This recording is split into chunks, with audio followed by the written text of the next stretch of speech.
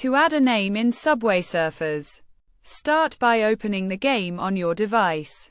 If you explore the settings, you won't find an option to manually change or add a name, as the game only displays the name of the character being used or assigns random names. To customize your name, you'll need to connect Subway Surfers to your Game Center or Facebook account. Your Game Center name or Facebook name will then automatically appear in the game.